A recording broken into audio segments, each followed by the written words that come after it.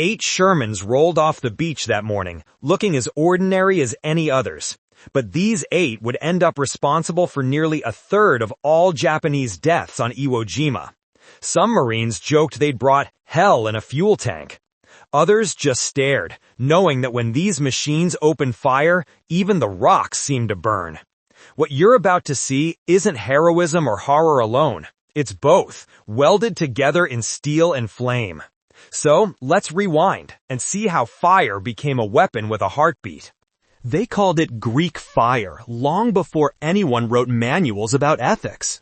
Imagine a liquid that refused to drown, a weapon sailors whispered about like a curse, and you have the ancestor of the flamethrower, terror wrapped in engineering. War keeps recycling ideas, and the flamethrower is one of those grim reruns. Its first modern cameo arrived in the mud of World War I, not as mercy, but as a mood changer.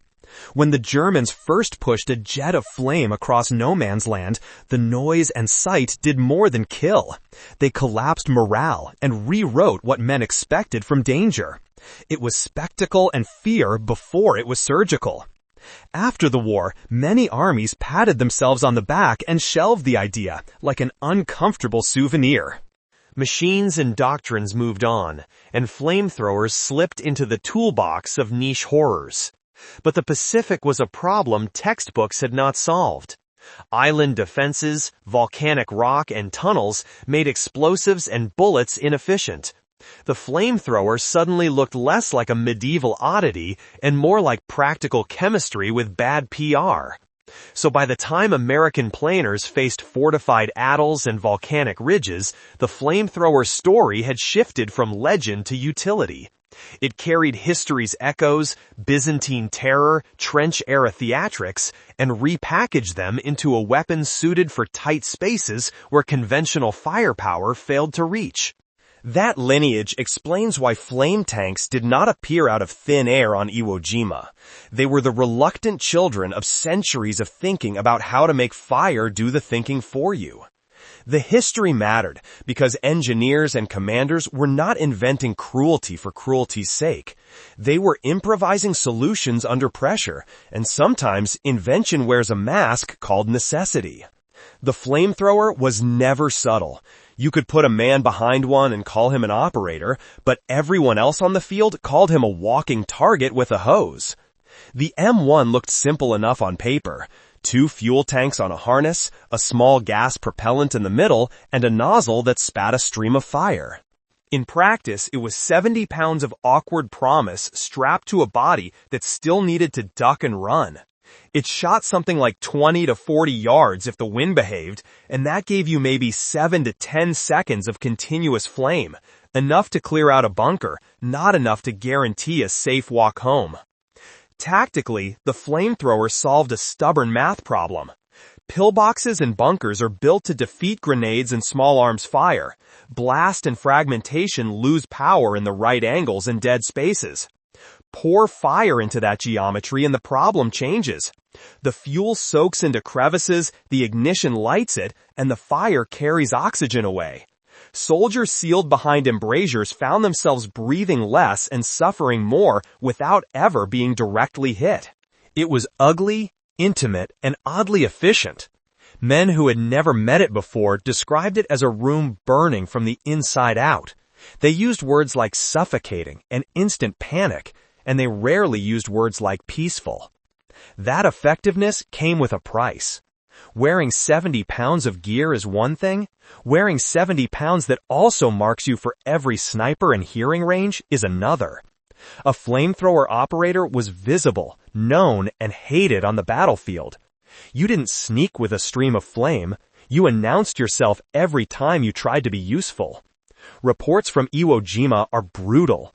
Operators suffered staggering casualty rates, numbers that make you rethink the idea of heroism when placed next to simple survival. In the tight tunnels and volcanic rock of the Pacific, the operator's risk multiplied. The weapon's strengths in confined spaces were also the places where a short fuse of luck could end a life.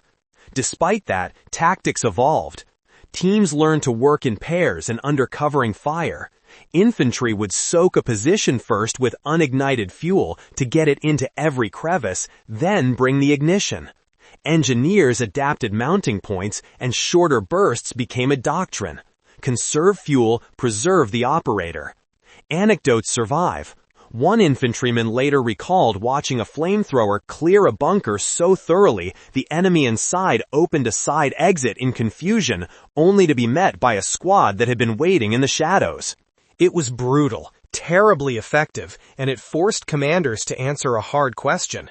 Is the decrease in friendly casualties worth the human cost exacted up close? The battlefield, as ever, answered in smoke and flame. They tried the idea on a light tank first and learned what you might expect. Half the promise, twice the drama. The M3 Stuart conversions earned the nickname Satan for reasons that weren't poetic. The systems failed often, the engines sulked under the extra plumbing, and crews spent more time praying than firing. So, engineers went back to the drawing board with a less fanciful machine, the Sherman M4A3, and set about turning a workhorse into an arsonist with better odds. Turning a Sherman into a flame platform was not a weekend project.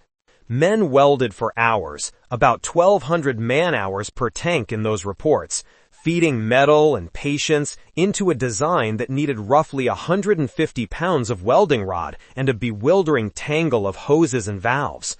The result looked ordinary from a distance, which was the point. The surprise factor kept defenders from spotting the difference until it was too late. Up close, it carried a different personality, a projector that could reach roughly 150 yards and burst for about 80 seconds, long enough to empty a bunker or make a tunnel pantry regrettable. Refueling was a nuisance, 2 hours of sweaty crew work, and the fuel itself preferred to be used within 72 hours or it clogged the guts. There was genius in the ugliness. Where the Stuart had been a flashy experiment, the Sherman conversion was a brutal refinement. Better range, protected crew, and the camouflage of a familiar silhouette. They trained crews, learned maintenance cycles, and accepted that some tanks would be cannibalized to keep others alive. When 8 Shermans were finally chosen for the assault, they rolled like any other unit, the secret tucked under steel. To the men who watched them go, it felt like a bet on engineering and nerve, an expensive gamble pressed into service by necessity, and one that would soon tell whether the math of fire and armor added up. Iwo Jima looked calm from the sea at first glance, which was the island's cruelest trick. Under that black volcanic skin, the Japanese had carved a city of defense, 11 miles of tunnels, 5,000 caves, and roughly 1,500 concrete positions stitched into ridges and cliffs. 21,000 men waited there like a bad decision you couldn't unmake.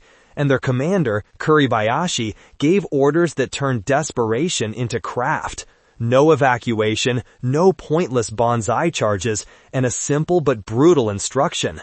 Every man was told to try to kill 10 Americans before he died. It wasn't madness as theater. It was a plan to make the cost of taking the island so high that the calculus of invasion itself might be questioned. Allied intelligence, bless its optimism, thought they were facing 4,000 defenders. That estimate read like wishful thinking on a report pad. For 74 days, ships pounded the island, and bombers emptied tons of explosives, and still, most of those fortifications slept under the rubble, intact enough to be called facilities by the men who'd built them. The geology helped. Volcanic rock is oddly cooperative when you want to dig tunnels. It's soft enough to shape, but strong enough to hold a roof. The Japanese turned the island's seams into a labyrinth of ambush points, ventilation shafts, and hidden galleries that swallowed artillery and came out the other side. On the beaches, the Marines discovered a lesson textbooks had failed to teach. Firepower on the surface doesn't necessarily equal the destruction of what's below. Naval guns and bombers could break things on a map, but they couldn't erase the living architecture of an underground defense. That's why engineers and commanders kept scribbling on clipboards, testing and adapting, and why a weapon that could reach into the dark and burn it open started to look less like an ethical curiosity and more like a grim necessity. Picture the landing, craft full of troops, smoke on the horizon, and the knowledge that for every meter gained, you paid in blood. The island was a fortress tuned to stall, to channel attackers into killing zones, to hide reserves until Americans were within stabbing distance. It was meticulous, patient, and unforgiving, and it forced a kind of creative cruelty. When your enemy has underground cities and a doctrine of refusal, you either change the tools you bring or you change the plan by paying with men. That pressure is what lifted the flamethrower from oddity to instrument, and why the story of Iwo Jima reads like a ledger of adaptation written in ash. At dawn, the second day on Iwo Jima, the air felt thick enough to chew. The Marines were still counting the cost of the first landing when the order came through the radio. Flame tanks, move up. 8 Shermans rolled forward, indistinguishable from the rest. Same olive armor, same numbers, but inside, the crew sat on tanks full of flammable fuel instead of shells. Their breathing was heavy in the intercom. They all knew they were driving around with the devil's lighter in their hulls. The first engagement came near the Mayama airfield. Flame Sherman 431 advanced under cover of smoke, stopped about 100 yards from a concrete pillbox and fired. For 15 seconds, a roaring jet of flame turned the gray structure into a breathing furnace. A Japanese 47mm gun hit the Sherman dead on. The shell bounced, left a dent, and made the crew swear through the headset. When the fire finally cut off, the pillbox was silent. No return fire, no movement, just a blackened hole in the ground that used to be a position. Within hours, all 8 tanks were in the fight. They rolled past wreckage, spitting arcs of flame that crawled across trenches and poured into cave mouths like liquid sunlight. Infantry followed 50 yards behind, rifles ready, faces half lit by the glow. The sound was indescribable, a low thunder mixed with human voices you couldn't unhear. Some Marines joked darkly that the island itself was screaming. From the Japanese side, terror replaced tactics. Men fled bunkers, some throwing away weapons, some choosing cliffs over fire. A few tried to fight back with what they had, explosives strapped to their chests, grenades in both hands. One managed to rush Flame Sherman 438 and detonated himself on its engine deck, killing 3 crewmen and turning the tank into a twisted memorial of burnt steel. It was courage in its most suicidal form, and even the Americans stopped cheering when they saw what it looked like. Kurabayashi's reports to his command were grim. The enemy's special flame tanks have done more damage than all their artillery. There was no defense, no way to bury yourself deep enough to hide from something that consumed air itself. The Marines called them Ronsons, after the lighter brand, lights every time. Gallows humor, because the crews knew if a stray bullet hit the fuel, they'd light up too. By night, engineers worked on refueling the beasts. It took 2 hours per tank and about as much patience as faith. They burned through 300 gallons of fuel mixture per run, and the line never ended. Crews barely slept. They just drove, fired, refueled, repeated. The smell of napalm and diesel fused with volcanic dust until even clean air felt contaminated. As days passed, the tanks became both feared and hated tools. Marines loved them because they saved lives. Casualties dropped nearly 40% whenever flame tanks led an assault. But no one liked watching them work. One lieutenant wrote later that it was like watching a man drown in slow motion, except the water was on fire. Some crews stopped talking altogether. They did their job, logged fuel numbers, and stared into the middle distance when someone tried to joke. By mid-March, only 6 of the original 8 flame tanks were still running. 2 were lost to suicide attacks. Others broke down and were cannibalized for parts.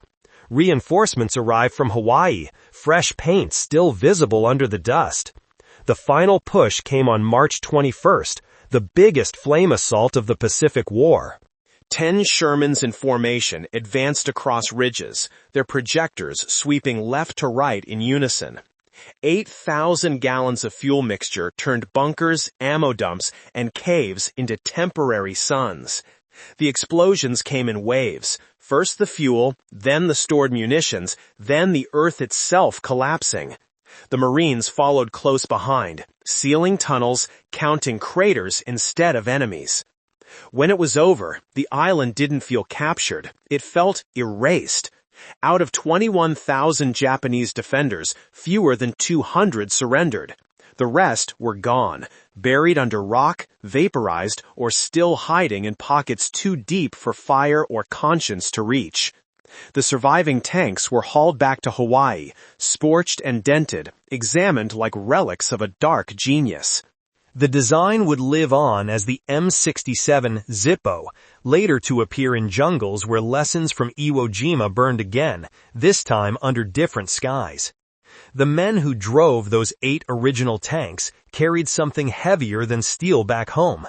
They had seen what fire did when it stopped being just a weapon and became an atmosphere. One crewman wrote in his journal, "We didn't just burn the enemy, we burned the island, the air, and a part of ourselves." Maybe that's why their story is told in low voices, because victory came wrapped in smoke, and heroism sometimes smells like gasoline. By the time the guns fell silent on Iwo Jima, even the sand seemed tired. The flame tanks had done their job, too well, some said. Out of the 8 original Shermans, 2 had been lost, the rest battered, scorched, and leaking fuel like old men wheezing for air. The mechanics kept them alive with spare parts and prayers, pulling components from wrecks under moonlight. They called it cannibal maintenance, and it was as grim as it sounded. Crews were running on coffee and nerves, and when someone asked what they smelled like, one gunner joked, like victory, diesel, and regret. The math was merciless but clear. The more fire you used, the more men came home. Still, nobody called it clean war. The smell, the screams, the image of flame crawling through stone, those didn't wash off with the uniforms. When the surviving Shermans returned to Hawaii, engineers studied them like artifacts of a dark evolution. They smoothed the systems, refined the ignition, and gave the weapon a new name, the M67 Zippo. A machine built from the lessons of Iwo Jima would roll again in Okinawa, and later in the jungles of Vietnam. Different island, same fire. History doesn't repeat, it just smolders until someone stirs the ashes. The men who rode those tanks went home changed. Some never talked about it, others couldn't stop. They had seen what total destruction looked like and what it cost to deliver it. War demands results, not comfort, and on Iwo Jima, the result had been absolute. Yet for all its efficiency, the flamethrower carried a question no weapon could answer cleanly. When does necessity cross into cruelty? Years later, one Marine was asked what he thought of the flame tanks. He paused, smiled without humor, and said, "They saved my life, but I still dream in orange." Maybe that's the real legacy, not just the M67s or the tactics, but the way those men carried fire long after the island stopped burning. Iwo Jima didn't just test machines, it tested the limits of what soldiers could witness and still come home human. In the end, the battle was won, the island taken, and history logged the victory in neat lines of text. But for those who were there, it wasn't numbers or strategy, it was heat, noise, and the unbearable brightness of survival. Sometimes history is written in ink, sometimes it's written in flame. And long after the last tank cooled, the story of Iwo Jima kept glowing in the dark.